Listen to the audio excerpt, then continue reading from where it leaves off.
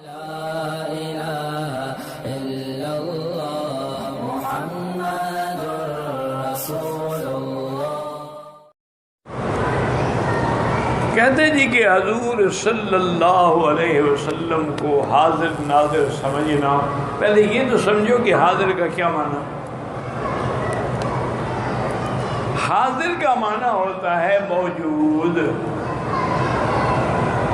جیسے آپ کہتے ہیں جی وہ فلاں بندہ طالب حاضر ہے، انہوں نے کہا ہاں جی حاضر ہے، لبیک۔ اور ناظر کا معنی نظر سے ہے، یعنی دیکھنے والا۔ حاضر ناظر۔ اچھا، اسی سے بعض جو لوگ ہیں، جب ہم کہتے ہیں نا حضور صلی اللہ علیہ وسلم یا حضور پر نور، اس سے بھی وہ یہی دلیل پکڑتے ہیں جی حضور تو تب ہوئے کہ جب حاضر ہوئے نا۔ اس لیے بعض علماء احتیاط کرتے ہیں کہ یہ لفظ بھی نہ استعمال کریں۔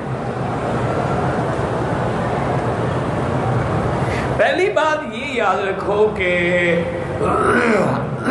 حضور نبوت سے پہلے بھی حاضر ناظر تھے یا نبوت کے بعد حاضر ناظر بنے؟ آخر اللہ نے تمہیں عقل دیا ہے، بس کسی نے کہہ دیا تو شروع ہو گئے۔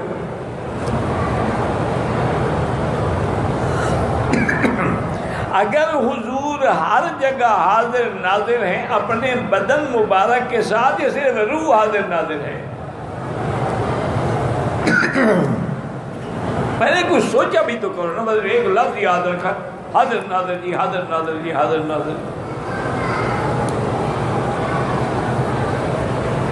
اگر تو حضور اپنے جسم مبارک کے ساتھ ہر جگہ حاضر ناظر ہیں، تو کتنے بد نبی ہیں؟ ہر جگہ مثال ہے۔ اور اگر حضور آپ کے محفل میلاد میں حاضر ہو گئے، پھر مدینہ منورہ میں کون ہے؟ وہاں اور نبی ہے، یہاں اور نبی ہے۔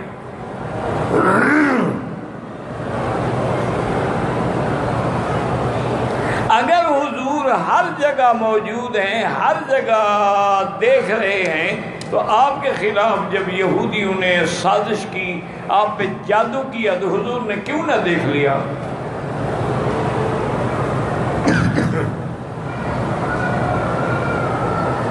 لبید بن الاسم یہودی نے حضور پر جادو کیا، اور کئی دن تک، بعض علماء کہتے ہیں سال، بعض کہتے ہیں 40 دن، یعنی بہرحال کافی مدت تک اس جادو کا اثر رہا حضور پہ، نبوت پہ نہیں، حضور کی زندگی پہ۔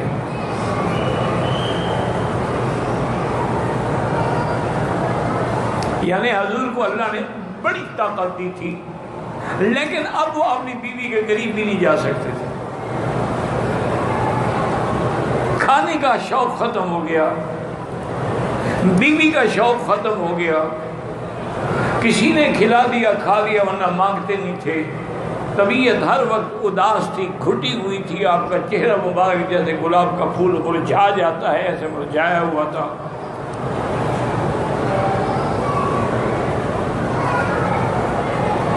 صحیح حدیثوں میں ایسے نہیں قصے کہانیاں پڑھے کرو، فلاں بزرگ نے لکھا ہے اور فلاں بزرگ نے، کون بزرگ؟ کوئی نام تو لو اس بزرگ کا، پتہ تو لگے۔ حدیث میں ہے، کون سی حدیث؟ اور جی حدیث شریف میں، ابھی حدیث شریف کون سی ہے؟ صحیح ہے، حسن ہے، مرسل ہے، منقطع ہے، موضوع ہے، کون سی حدیث ہے؟ پھر تمہیں یہ بھی پتا ہے کہ عقائد الگ ہیں، احکام الگ ہیں، فضائل الگ ہیں۔ بس ایک لفظ ہے، یاد کر لیا۔ اس عقیدے رکھنے والا پکا کافر ہو جاتا ہے۔ یہ صرف اللہ کی شان ہے جو ہر جگہ موجود بھی ہے اور دیکھنے والا بھی ہے۔ وَهُوَ مَعَكُمْ أَيْنَمَا كُنْتُمْ، وہ تمہارے ساتھ ہے چاہے تم جہاں ہو۔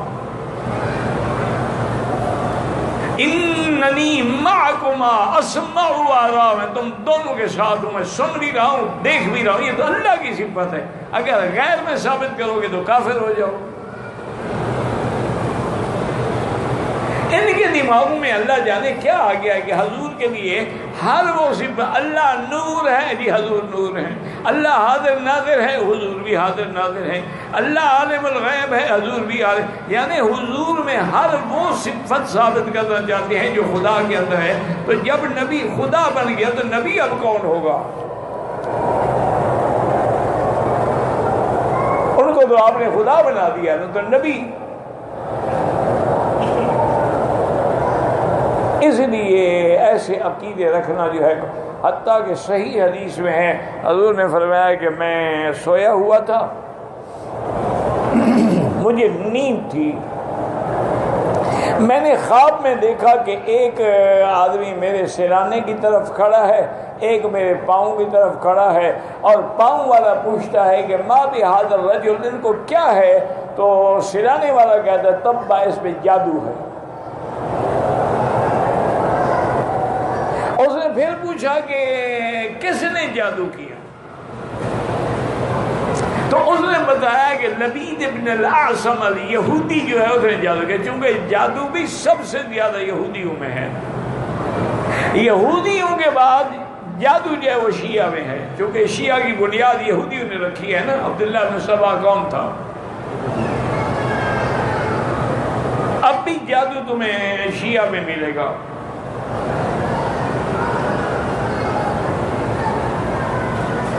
اللہ معاف فرمائے، اللہ معاف فرمائے۔ یا پھر جادو ان لوگوں کے پاس ہوتا ہے جو ہندوؤں کے قریب ہوتے ہیں، چونکہ ہندو جو ہے نا ان میں بھی جو جوگی ہیں پراگی ہیں ان کے اندر بھی یہ باتیں ہیں جادو کی۔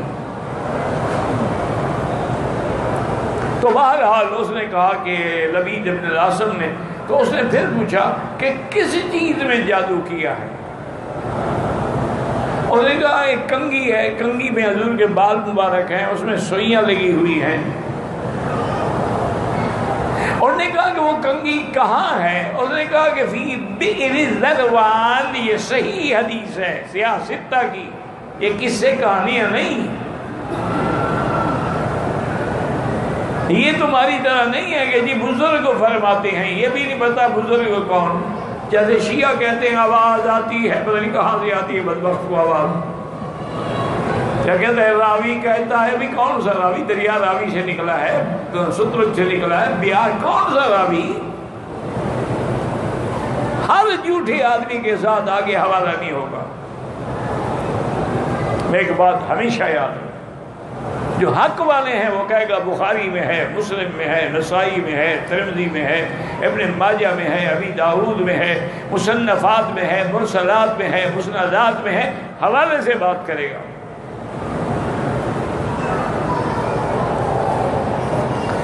اس نے کہا کہ وہ کہاں ہے جادو؟ اس نے کہا بئر ذروان، ذروان ایک جگہ کا نام تھا، مدینہ شریف سے کچھ فاصلے پر تھی۔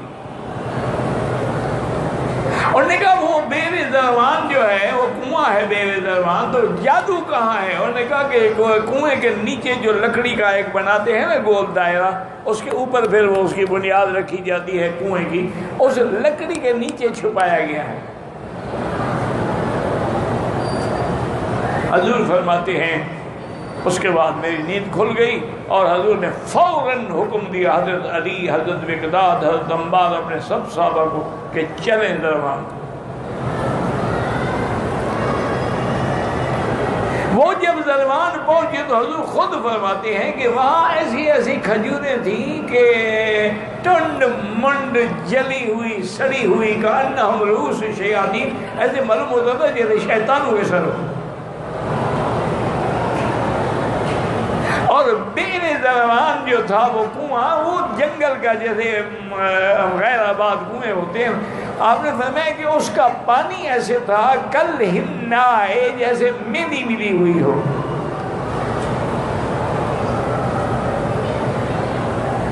حضور نے حکم دیا، حضرت علی اور حضرت مقداد جو تھے وہ کنویں میں اترے۔ اب انہوں نے ہاتھ مارنے شروع کیے، ڈھونڈتے ڈھونڈتے ڈھونڈتے وہ لکڑی کے نیچے سے وہ کنگھی نکل آئی۔ وہ کنگھی بھی حضور کی تھی۔ ایک یہودی غلام تھا، کبھی کبھی حضور کے گھر میں کام کرتا تھا، اس کو یہودیوں نے پیسے دے کے کنگھی چوری کرائی اور حضور کے بال مبارک بھی چوری کرائے۔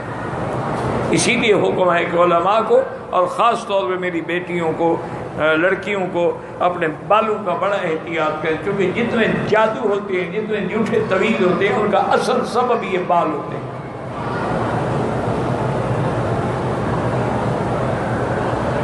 آرام سے، یعنی حکم ہے کہ اگر عورت کنگھی دے رہی ہے اپنے بالوں کو جمع کرے، اس کو کسی خاص جگہ پہ دفن کر دے، کسی کو پتہ نہ ہو۔ آج کل تو خیر تکلیف کرنے کی ضرورت نہیں، آج کل تو بیوٹی پارلر والے کریں، دفن تو کریں نا، نہ انہوں نے بال کاٹنے ہیں نہ حفاظت کی ضرورت ہے۔ اِنَّ لِلَّهِ وَإِنَّا إِلَيْهِ رَاجِعُونَ۔ تو جب اس کو نکالا گیا نا جی، تو اس میں حضور کے یوں بال لپیٹے گئے اور پھر سوئیاں جب ہوئی گئیں۔ اللہ نے معوذتین کی جو صورت نازل کی ہیں اس میں 11 آیتیں ہیں، قل اعوذ بالفلق سے لے کر قل اعوذ بالناس کے والناس تک۔ تو حضور ایک ایک آیت بھی پڑھتے گئے اور ایک ایک 11 بھی کھولتے گئے، اور میں اس جو لگے ہوئے تھے اپنے باریک سے کوکے سے وہ بھی نکالتے گئے، میخیں لگی ہوئی تھی۔ تو صحابہ کہتے ہیں جیسے حضور نکالتے نا اور کھولتے، ایسے حضور کا چہرہ کھلتا، اور جب وہ سارے نکل گئے کہ انما نشط من اقال، ایسے معلوم ہوا کہ جیسے حضور کسی چیز میں بندھے ہوئے تھے، یکدم چہرہ گلاب کی طرح کھل گیا۔ صحابی کہتے ہیں اب جو حضور کا ہم نے چہرہ کہ ان القمر تجری فی وجہہ، گویا چودھری کا چاند آپ کے چہرے میں دوڑ رہا ہے۔ حضور نے وہ ساری چیزیں لے کے پھر کنویں میں پھینک دی اور تشریف لے آئے۔ بی بی عائشہ کو حضور نے خود بتلایا۔ بی بی عائشہ نے کہا حضور کم سے کم لے تو آتے نا، ہم دیکھتے تو صحیح بدبخت نے کیا کیا ہے۔ تو حضور نے فرمایا میں نہیں چاہتا تھا کہ میری وجہ سے مدینہ منورہ میں فتنہ ہو، لوگوں میں جوش بھر جاتا اور لوگ اٹھ کے قتل عام شروع کر دیتے، اس لیے جب اللہ نے مجھے شفا دے دی تو میں اس بات کو باہر کیوں زیادہ پھیلا۔ اگر ہر جگہ حضور حاضر ناظر ہیں تو جادو کر رہا ہے آپ کو پتہ بھی نہیں ہے، کنگھی چرا رہا ہے اور آپ کو پتہ بھی نہیں ہے، حضور کے بال چرا رہا ہے اور آپ کو پتہ بھی نہیں ہے، حضور صلی اللہ علیہ وسلم کے بالوں کو کنگھی میں لپیٹ کے سوئیاں لگا رہا ہے بدبخت، آپ کو پتہ نہیں ہے۔ پھر حاضر ناظر کا کیا معنی ہو؟ اور پھر اللہ کا قرآن وَمَا كُنْتَ لَدَيْهِمْ إِذْ يُلْقُونَ أَقْلَامَهُمْ أَيُّهُمْ يَكْفُلُ مَرْيَمَ۔ اللہ نے فرمایا میرا بدری جب بی بی مریم کے پالنے کے لیے جھگڑا ہو رہا تھا، قرآن داری ہو رہی تھی، آپ وہاں نہیں تھے، پھر حاضر ناظر کیسے ہوئے؟ اچھا حاضر ناظر ولادت کے بعد یا ولادت سے بھی پہلے آپ حاضر ناظر تھے؟ تو اگر پہلے دن سے حاضر ناظر تھے تو پھر ہم کلمہ موسیٰ علیہ السلام کا کیسے پڑھتے رہے، عیسیٰ علیہ السلام کا کیسے پڑھتے رہے؟